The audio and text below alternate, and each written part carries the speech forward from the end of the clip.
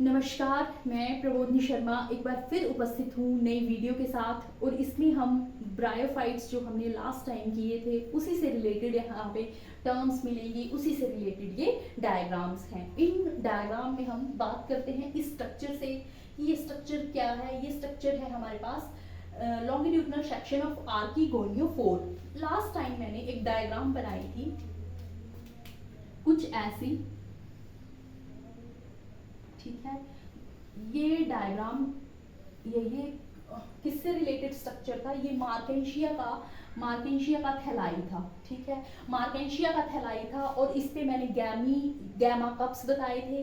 इसके अलावा मैंने मेल थैलाई फीमेल थैलाई अलग बताया था। मेल थैलस पे मैंने एंथ्रीडियोफोर की बात की थी, फीमेल थैलस पे मैंने आर्कीगोनियोफोर की बात की थी। उस पे जो थी आर्कीगोनियोफोर पे 9 रेज थी। ये मैं रफ सा बना रही हूँ, 9 रेज थी, ठीक है। ये 9 रेज जो है ये यहाँ पे ये स्ट्रक्चर जो है वो शो कर रहा है। ये यहाँ पे लॉन्गिट्यूडनल सेक्शन है और मैंने जो है वो जो इम्पोर्टेंट थी कुछ स्ट्रक्चर वो इसमें ड्रॉ किए हुए हैं। अदरवाइज यहाँ पे भी टिश्यू है, यहाँ पे भी रेस की इस तरह की सेल्स हैं, उनमें इस तरह के ही पोर्स हैं। ये पेरिचिटियम इस तरफ भी है, ये आर्कीगोनियम इस तरफ भी है, ठीक है। ये अब आर्कीगोनियम यहाँ पे मैंने 1 2 3 4 ही बनाए हुए हैं। इन आर्कीगोनियम का नंबर जो है वो 24 या इससे ज्यादा जो है वो हो सकता है एक आर्कीगोनियोफोर के ऊपर। ये एक आर्कीगोनियोफोर है, इसमें 24 या इससे ज्यादा जो है वो ये आर्कीगोनियम जो है वो हो सकते हैं। ये आर्कीगोनियम रिप्रेजेंट करते हैं फीमेल रिप्रोडक्टिव पार्ट को। ये कंटेन करते हैं एग, ठीक है। जब स्पर्म या एंथीरोजोइड जो है वो आता है वो स्विम करके वाटर से यहाँ पहुंचता है किसके पास, इस एग सेल के पास, और यहाँ पे फर्टिलाइजेशन होती है और हमारे पास ये वाला स्ट्रक्चर ये स्ट्रक्चर फिर इसमें चेंज हो जाता है जिसको हम बोलते हैं स्पोरोफाइट, ठीक है। ये स्पोरोफाइट जो एंथ्रीडियोफोर है, सॉरी आर्कीगोनियोफोर है जो यहाँ प्रेजेंट है, ये हमारे पास गैमेटोफाइट है।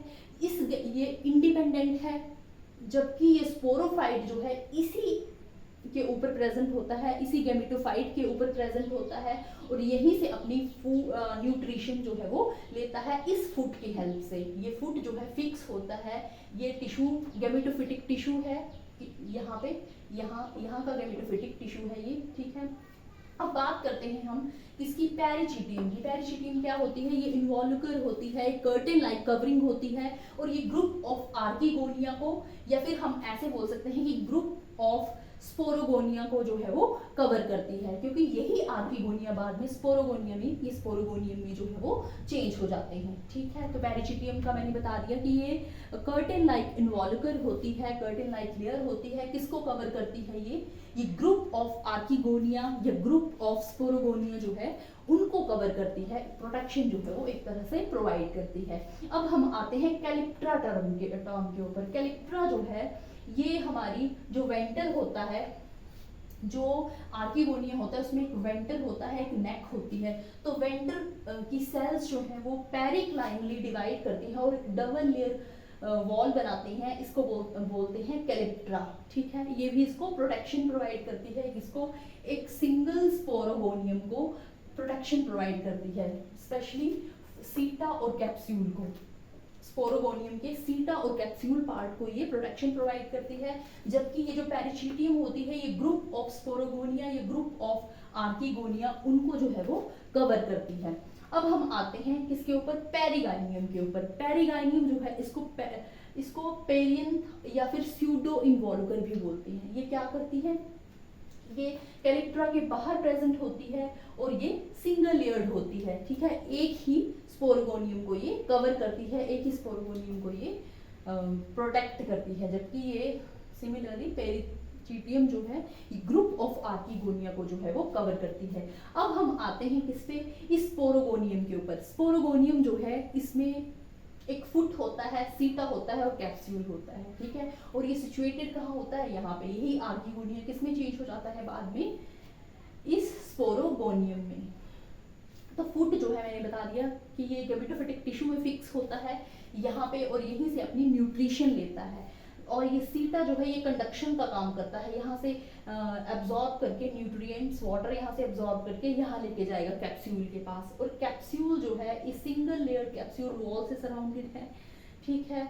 और ये पॉलीहेड्रल सेल्स होती हैं और इसमें होते हैं मेनली क्या, स्पोर्स होते हैं और इलेटर्स होती हैं। ये इलेटर्स जो हैं ये हाइग्रोस्कोपिक मूवमेंट को शो करती हैं। जब ड्राई होगा तो ये कॉइल हो जाती हैं और जब मॉइस्चर इनको मिलेगा तो ये अनकॉइल हो जाएंगी और इस तरह से ये स्पोर डिस्पर्सल में हेल्प करती हैं।